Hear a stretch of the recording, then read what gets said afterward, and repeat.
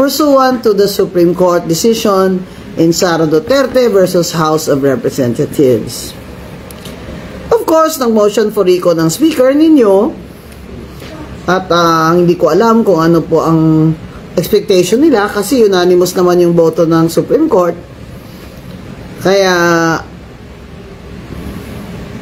hindi naman nila madiktahan ng Senate, 'di ba? Sabi nga ni Senate President Chis Escudero, sabay taas ng kilay, tila ang Kamara de Representante ay nasanay.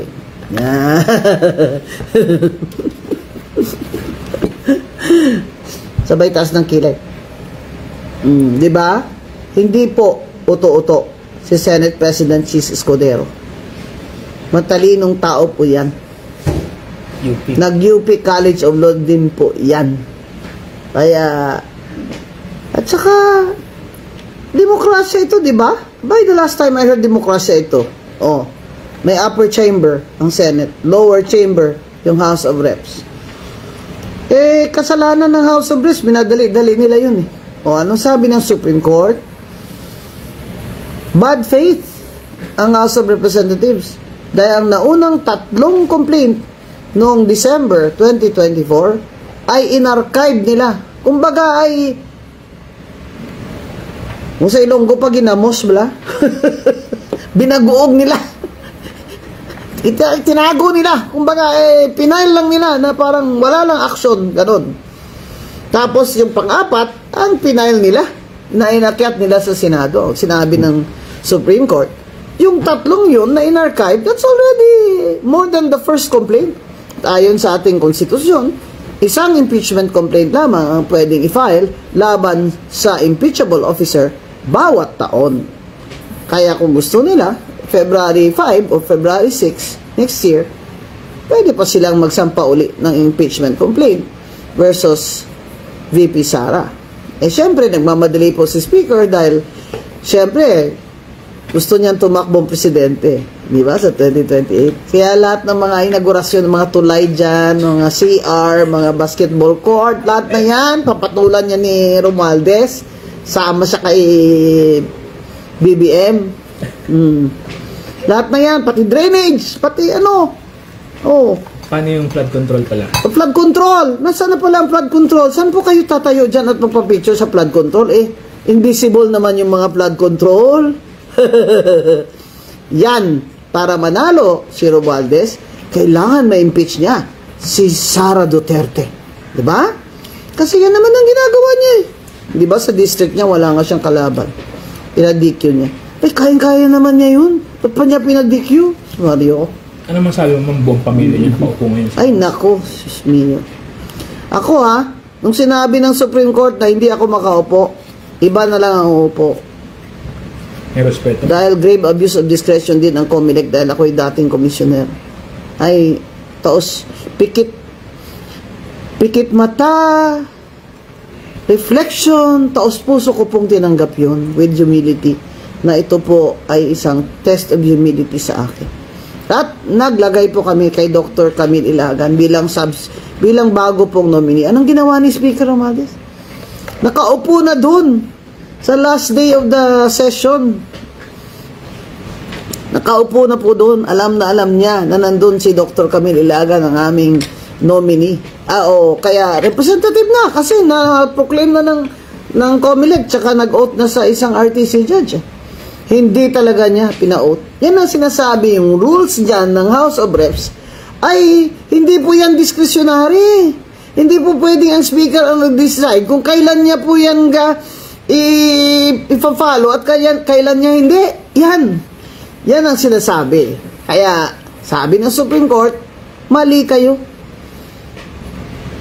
Nung may complaint dyan sa impeachment, you did not give a copy to Vice President Sara and you did not give her an opportunity to be heard. Sabi nila, bakit kami magbibigay sa kanya ng opportunity to be heard? Amin-amin lang to Amin-amin lang itong procedure namin. Amin-amin. Kung kailan lang gusto ng speaker gawin niya. In our case, P3PWD, ayaw niya kami paupuin dahil kontra Marcos ako at kontra Romualdez. Paano pala Hindi niya pina-out ang aming representative. Anong sabi ng Supreme Court?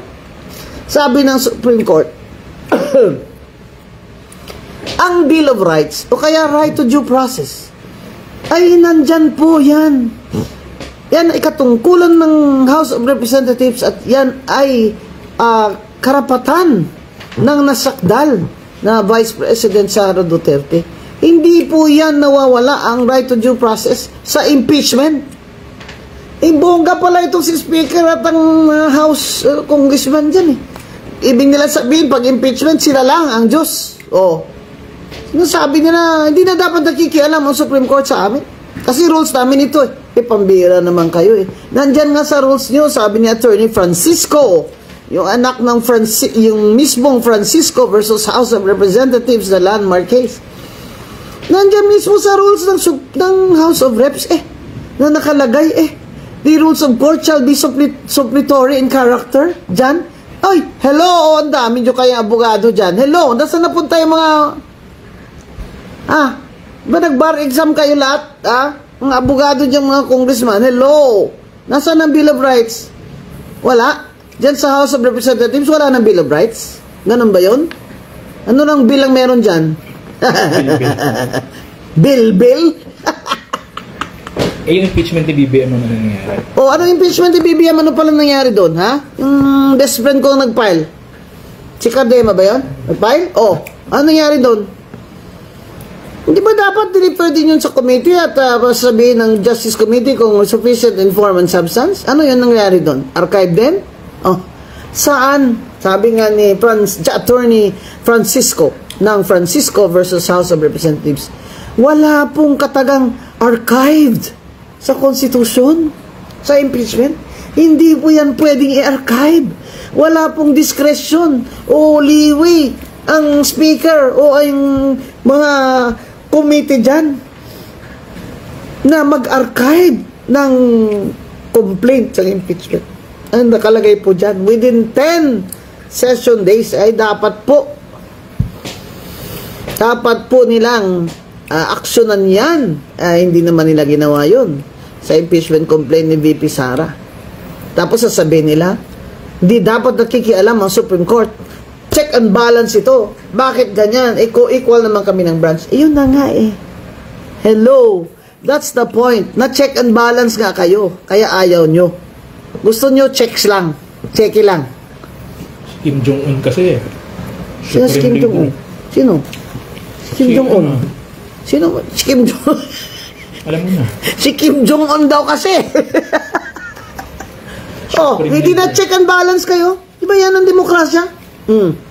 Nabi ngayon ng Supreme Court. Shoutout mo, 2,000. Saan na? Ay, nahulog. Pasensya na kayo at sumobra ng kape dito eh. Sumobra ang kape.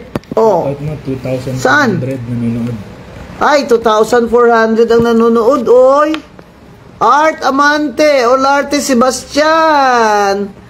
Ayan, House of Romualdez, pambira ka naman, Relay, House of Romualdez. Bioli, Matt Napoleon. Oy! Kumusta na daw si Senator Marcoleta? Mamaya po makikita nyo si Senator Marcoleta in action. In action dito po sa Senado.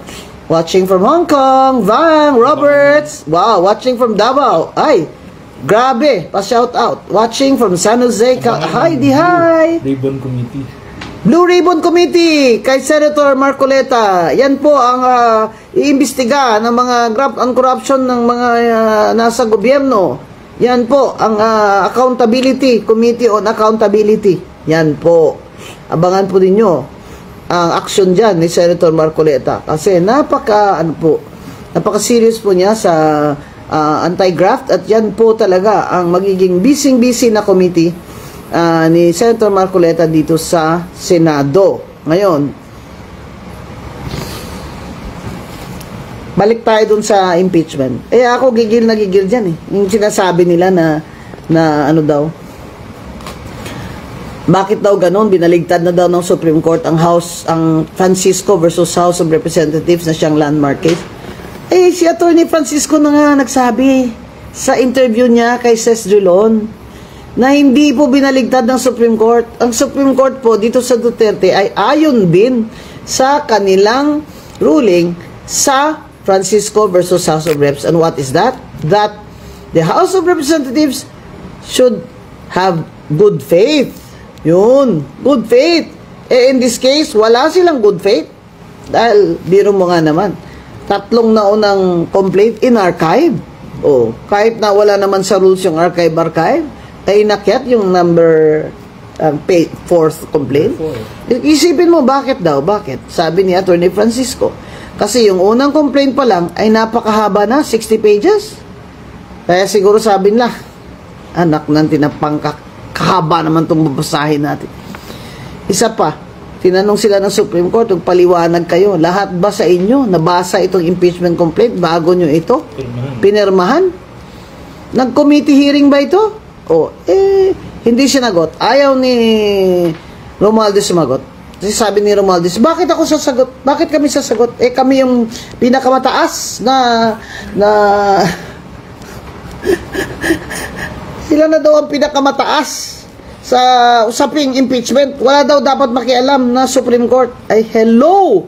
Nasan pala yung Francisco versus House of Representatives na lagi nyo naman kinukot-quote? Saan pala galing yun? Sa buwan? Siya daw ang Supreme Leader Sinong Supreme Leader? May Supreme Leader ba dyan? Pambira naman. Hindi po ito kaharian. Si Kim Jong. Demokrasya po ito. Ano ba itong bayan ko? Dumaan na ako sa after the war, yung mga parents ko nagsimula ng pamilya, yun yung mga lolo nyo. Grabe naman dinaanan, digmaan. Tapos na pahinga ng konti, nag-Commonwealth. Tapos tsaka lang naka-elect ng presidente natin. Commonwealth, si Quezon.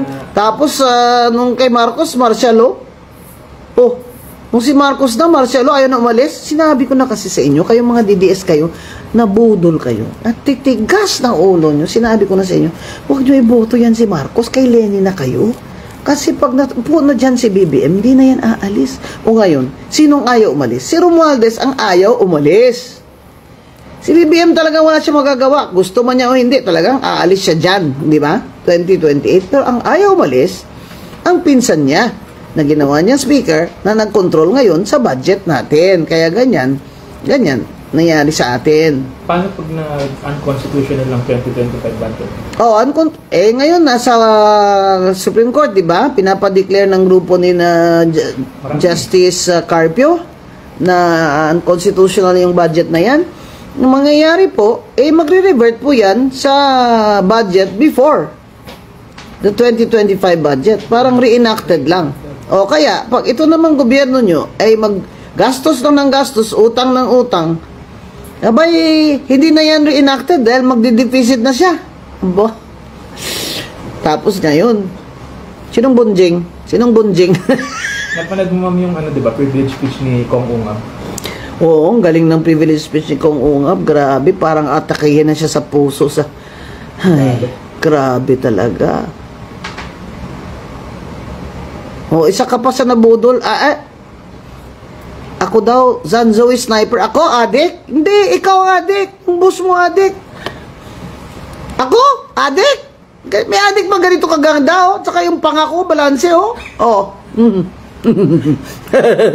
malaki na lipstick ko. Adik ba yung mga ganito? Tayo mo daw, Senator Bongo. Ang boss mo, adik. Kaya, ang lakas loob mo dito sulat-sulat dyan na adik ako, kasi adik ka. Sino mga bisitahin mo daw dito ng Senator? Sinong bistahin ko dito? Dami ko bistahin.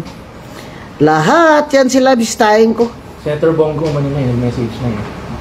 Bibistahin ko si Senator Bongo. Siyempre, nandito ako para kay Senator Marcoleta. Idol ko, di ba?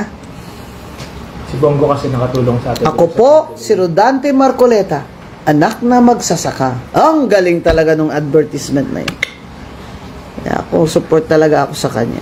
Si Senator Bongo, yan. Alam mo kasi, si Senator Bongo, nung time ni P. Duterte, wala pong yabang. Napansin ko talaga, wala po siyang yabang. Saka matulungin talaga siya kasi dumaan nga si LGU, di ba, nag-administrator. Na tumutulong sa mga PWD doon sa kanila sa Davao at kung saan-saan. May nasunugan dyan sa Cebu na PWD. Alam ko na pumupunta siya. Kaya bibisita ako sa kanya. Siyempre, bibisita ko kay Senator Pia Cayetano. Senator Robin. Magkindat-kindat din ako kay Senator Robin. Ewan ko lang kung kilala niya ako. Hindi, pinuri ka niya nun sa Facebook eh. Ah, talaga? Oo, pinuri tayo nun sa Facebook. Yeah, hindi naman kami nag-meet pa. Pero yung brother niya, nakilala ko. Kaya guys, importante talaga itong mga senador eh. Pero tingnan nyo dahil sa kakagawan ni BBM at ang mga tao niya malapit sa kanya, sama na si Romualdez, na pinakidnap, hinuli si Digong. Umalsa ngayon ng Mindanao at mga Duterte supporters. Biro mo, ilan sa oposisyon ang nakapasok? Bongo, Bato, Marcos. Aimee, Villar. Marcos, Villar, Marcoleta. 5. Nauna pa nga si Senator Marcoleta, marami pang boto kaysa kay Aimee. Aimee, 12. 5. Nung panahon ni Duterte, 0 nga yung oposisyon midterm. Yung time nitong tumakbo si Lenny as president, siya lang nanalo di ba? Siya lang nanalo ang oposisyon na senador Dulong-dulo pa. Kaya 5. Ano na po yun? Kung sa Bisaya pa, balana. It's an omen. Wala pang pera yun. Kaya yan, wala pa yung walang pera yan, walang botbayig yan. Kaya ito pong 2028, napaka po nitong laban na ito. Ito ang laban na talagang kung kayo po ay tumulong na kayo ngayon. Kung kayo po ay gustong maliberate na itong ating bansa sa mga magnanakaw na ito, tumulong na po kayo ngayon.